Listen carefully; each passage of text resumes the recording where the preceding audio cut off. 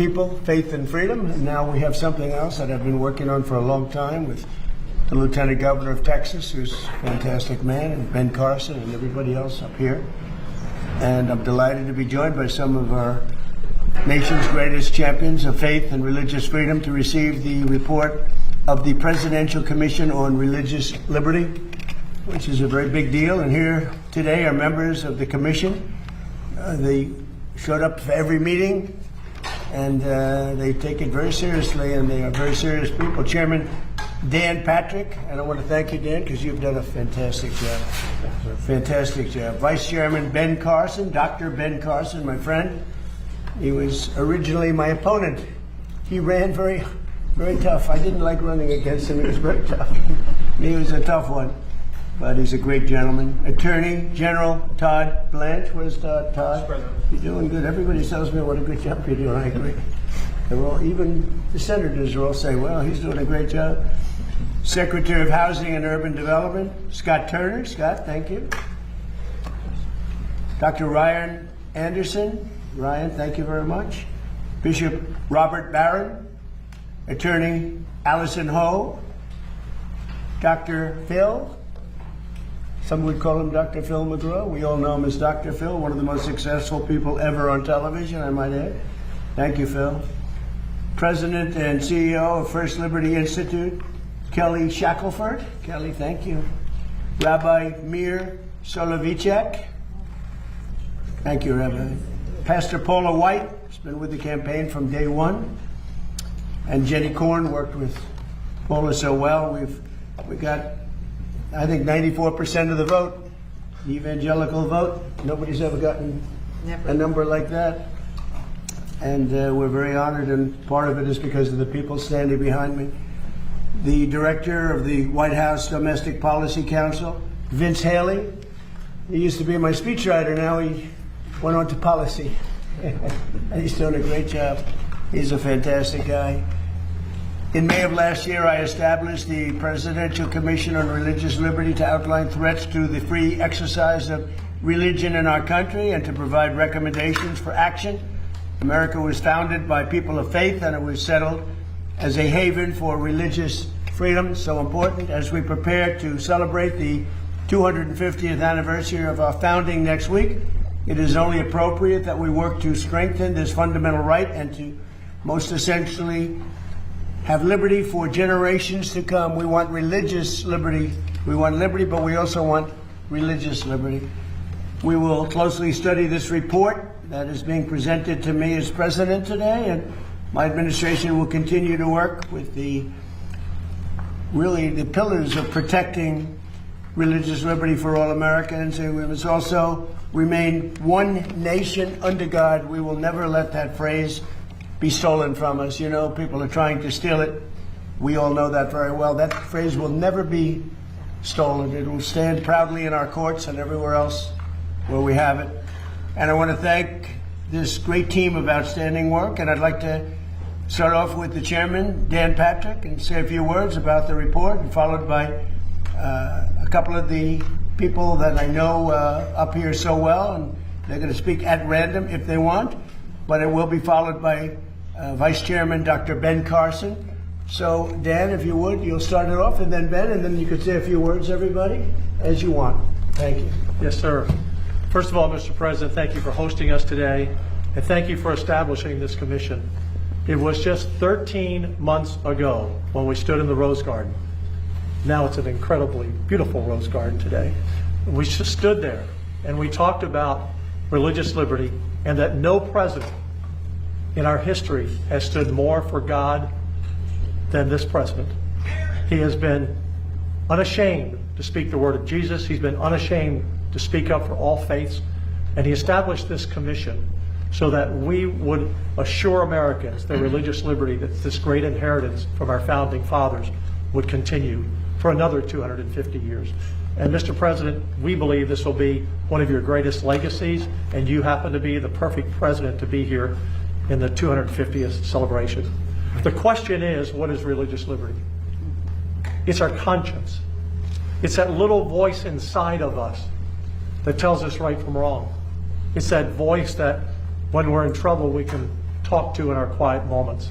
It's that voice when we feel unloved and alone that can comfort us through a higher power. When governments can take away your religious liberty, they're putting their hand in your heart and taking everything you believe in. And if governments can do that, then they become God. The president spoke earlier today of the communist threat in this country. We know what communists do around the world. They remove God. They close the churches. They punish the believers. And so this is so important at this point in time in history. And we didn't know about this communist movement a year ago when we were here. But this is the perfect time to stand up and say to America, you have been given this great inheritance and you deserve to have religious liberty. The key is that after 103 witnesses, after 7 months of testimony, after 200 pages of testimony that we're delivering today, we found there was one constant theme. The overwhelming majority of our witnesses said that they were attacked and punished, and what was used against them was one phrase that's not in the Constitution, and that phrase is separation of church and state. The left has used that one phrase that was one line out of one of hundreds of letters by Thomas Jefferson to batter and hammer people of faith for the last 70 to 80 years.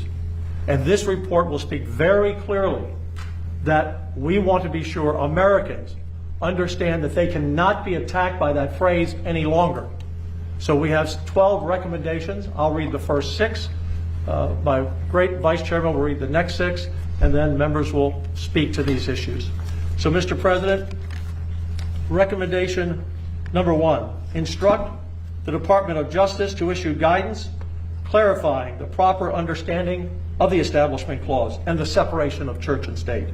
Number 2, the Department of Justice, the Department of Health and Human Services, the Equal Employment Opportunity Commission shall issue Know Your Rights posters for students, parents, public teachers, administrators, religious leaders, religious institutions, healthcare workers, and military service members.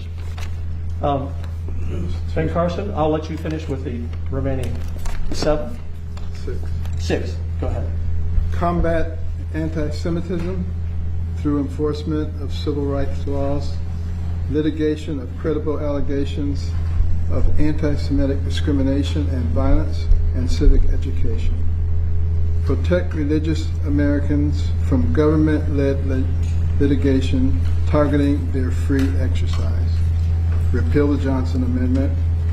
Order the Department of War to streamline and improve the religious accommodation process. Continue efforts to restore the retirement or re-enlistment eligibility of service members who lost employment, health insurance, pensions, and other benefits because of their religious beliefs about COVID and vaccines. And lastly,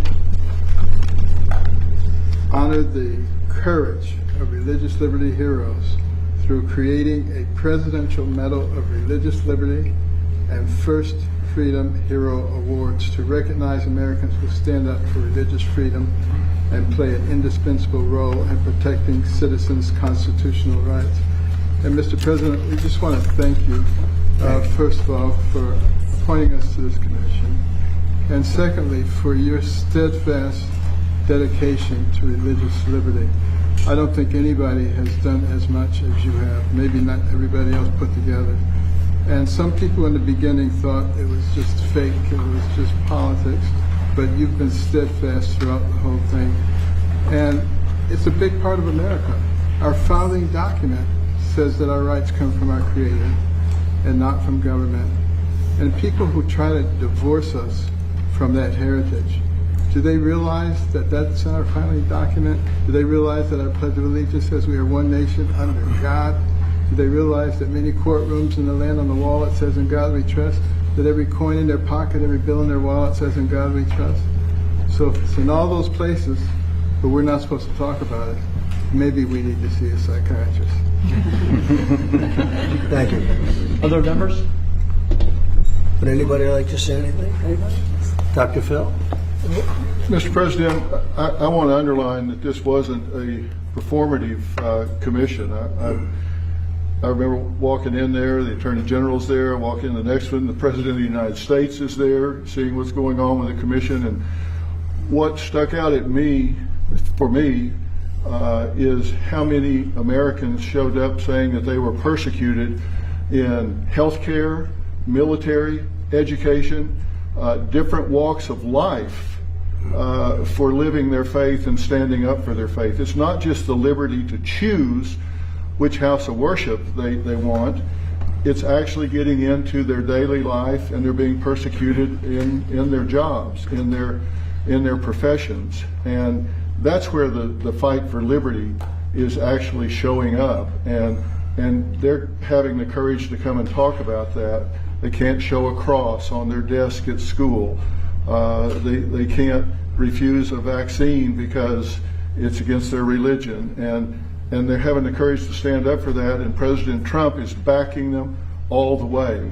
And this commission is making it all transparent. And I'm just very honored to have been part of that. Thank you very much, Phil. Appreciate your support. You're a great gentleman. Thank you. Anybody? Yep. Mr. President, just thank you for creating this commission. As we celebrate the 250th, we're reminded that we're created equal, we're endowed by our Creator with inalienable rights, that the right to religious freedom for the founders is because of duties to the Creator. What we heard over and over during our commission hearings were people who thought that the Creator should be banished from the public square, that the Establishment Clause meant that religion had to be kept in a closet. We saw over and over again students being told they can form a club, but not if it's a religious club. They can speak at commencement, but not if they mention God. Parents can get vouchers, but not if they use it at a religious school. Over and over again, double standards where religious Americans were victimized. And then we saw unjust ideologies, particularly trans ideology, where parents were told we're going to secretly transition your kids. Medical doctors were told if you blow the whistle on this, we're going to harass you, over and over again. The recommendation that I really want to encourage you to make prominent is the last one that Dr. Carson read. Who a community celebrates shows what a community values. And we should be celebrating the heroes of religious liberty. Over and over again, we saw men and women who were victimized, and then they fought back and they won. And we should celebrate those heroes. Thank you very much. Thank you. Mr. President, I'll just add first how grateful I am for the privilege of serving on this commission and for being given the opportunity to work for the religious liberty of all Americans. Dr. Carson, as part of the recommendations of this commission, mentioned fighting against anti-Semitism, fighting against Jew hatred. And of course, your administration has been so incredible in the way that it's worked on this issue. I'll be heading back now for Shabbat to New York. As you know, the Jewish community there faces a lot of threats, and it's a scary time in New York right now. Serious threats. Very serious threats, as you mentioned in your speech today. And I, for one, am profoundly grateful for your leadership on this matter and the incredible leadership of the Justice Department on this matter and of the entire administration. Thank you. Thank you Very much. Thank you very much. I appreciate it. This is the report. It was just presented to me by the group. Beautiful. And you'll all get a copy of this during the day. And you'll see it's quite a report. A lot of very important things in this report having to do with religion and actually some other topics also. It's very important. Paula, did you want to speak with Bishop Barron? I want to say thank you, President Trump. You are the greatest champion of faith, and these were not just superficial woundings that we heard against people of faith. They were egregious acts that were very difficult to even listen to, that you would think wouldn't happen in a country like ours, but they did to 4-year-olds, 6-year-olds, little children, to moms, dads, communities, the rejection, the pain, the trauma that was caused simply because of faith. And it is just inconceivable that no one has stood up like you have stood up to fight for faith, which gives us meaning and purpose and hope and an ability to continue to be our better selves. So thank you for honoring people of faith and being the greatest champion with this religious commission, with 2 DOJ task force, with the historical White House Faith Office, and all the many other things you've done. We could sit here and list this all day. but your history will go down as the greatest history of a president that fought for people of all faiths, and we're grateful. Thank you, Paul. Yes, sir. Thank you very much. Mr. President, I'm very grateful too as well. The commission was a wonderful year. I enjoyed the meetings very much, and the witnesses were very impressive. People that we heard. I'm struck as I stand in this historic place looking over the portrait of James Madison. We spent a lot of time talking about the First Amendment. No one in this commission wants an established religion, but we all want the free exercise of religion. We sense that being limited in different ways. I think we also sense that behind a lot of the particular offenses, there was this great battle, you might say, with what I call the culture of self-invention, that my freedom determines value. I invent who I am. I determine what's good. And the avatars of that culture realize that the religious people stand to thwart that view. We think there are objective goods, moral goods, spiritual goods that we ought to align our freedom with. And I think that came through a lot in the witness testimony. But it was a wonderful experience, and I think this commission accomplished a lot. So God bless you for drawing it into existence. Thank you very much. Great. Vince, you want to say something? Yes, sir. Our founders know and wrote that no government has the right to become between the citizen and the relationship with God. It's one of the most powerful forces in life, in anybody's life. I'd say two things about this report. One, it's a body of evidence. We took testimony, so people can judge for themselves what people said in this report. It's a body of evidence. And to violate religious liberty is self-destructive in two ways. One, religious people, religious organizations provide so much fruit for society, whether it's education, healthcare. To violate the beliefs of those organizations and the people that work there would be undermining for all citizens and the type of value they get from that. And secondly, the people that defend our freedom writ large are often religious people because they get a power from above.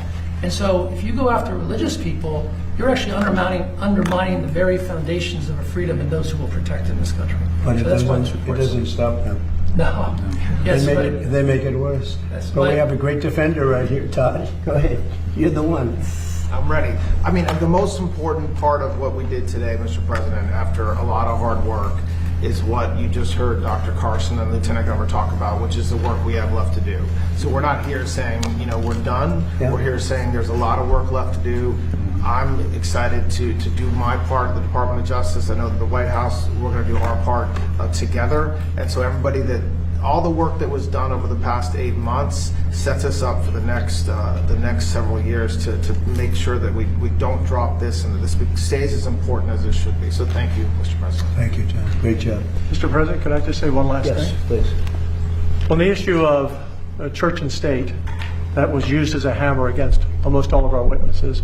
One of the important recommendations that we made, if that happens in the future, if any superior person in the military, a superintendent of the school district, someone in the healthcare system, whoever uses that against someone who is simply standing up for their religious liberty or simply praying in public, that within a short amount of time, if they allege separation of church and state, that public official must in writing explain how that person has violated the Constitution.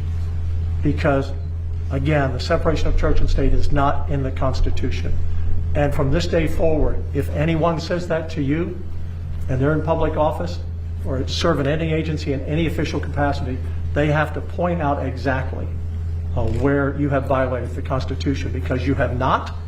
And from this day forward, that phrase should have no power over people of all faiths ever again in America. Thank you. Okay, how about a couple of quick questions? Mr. and we President, have to get on Iran, Mr. President, you said that Iran violated the ceasefire. Yeah, they did. Will they face any consequences? Well, you'll find out. Do you consider the ceasefire to still be in place? I don't like the fact that they took a shot yesterday, actually 4, we knocked down 3, at a ship.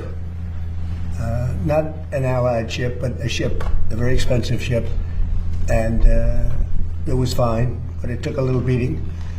They shouldn't be doing that, so you'll find out. Will the U.S. You'll find out Will the exactly. U.S. respond? What is your message to Will I Iran? respond? You're going to find out. Sir, why do you think they did that if the talks, you've said repeatedly they're going well? What do you think the motivation is for attacking the ship? They're a little bit different. That's why I think of it. 47 years, no president did what we're doing. So you just asked a question, you'll find out. Okay, I think we had enough. This is so important. I want to have it stand on its own. These people are incredible patriots. They're people of great respect and religion. They're among the most respected people in our country, and I just want to thank Dan and Ben and Todd and Vince and everybody for Paul, always Paula, because she's been here from the beginning. We have a White House office now on faith. Nobody thought that was going to happen. Never happened before. How will the So we findings, have- how will the findings of this commission change how the government operates going forward? Well, we're going to sell it. We're going to sell some of the things that we have. We have some incredible recommendations, but a recommendation doesn't mean anything. This group can sell, and that's what we're going to be doing. We're going to bring religion back even stronger. You know, religion's made it, it's been a tremendous resurgence in our country. I have not seen anything like it. I hate to joke, but if this were stock, it'd be very rich because it has gone up like a rocket ship over the last year and a half. And I'm very honored to be sitting here. Maybe I had something to do with it. But they've made some very strong recommendations, and now we have to convince people to adhere by those regulations. Thank you very much, everybody. Thank you, press. Thank you, guys. Thank you, press. Thank you, press. Thank you, guys. Thank you, guys. Thank you. Thank you, press. Keep moving, please. Thank you, press. Thank you, guys. Keep moving, please. Thank you.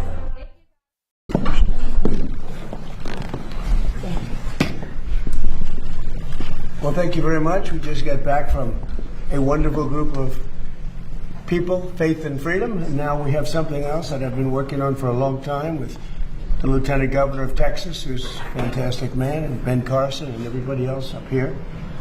And I'm delighted to be joined by some of our nation's greatest champions of faith and religious freedom to receive the report of the Presidential Commission on Religious Liberty, which is a very big deal. And here today are members of the commission. They showed up for every meeting, and they take it very seriously, and they are very serious people. Chairman Dan Patrick, and I want to thank you, Dan, because you've done a fantastic job. Fantastic job. Vice Chairman Ben Carson, Dr. Ben Carson, my friend. He was originally my opponent. He ran very, very tough. I didn't like running against him. He was very tough. He was a tough one, but he's a great gentleman. Attorney General Todd Blanche. Where's Todd? You're doing good. Everybody tells me what a good job you're doing. I agree. They're all, even the senators are all saying, well, he's doing a great job. Secretary of Housing and Urban Development, Scott Turner. Scott, thank you. Dr. Ryan Anderson. Ryan, thank you very much. Bishop Robert Barron. Attorney Allison Ho. Dr. Phil.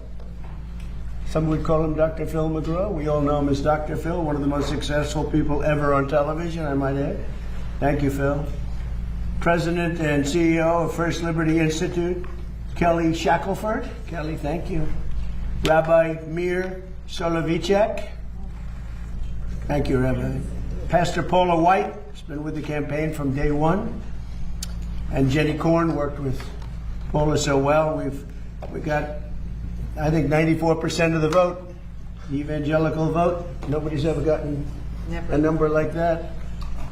And we're very honored, and part of it is because of the people standing behind me.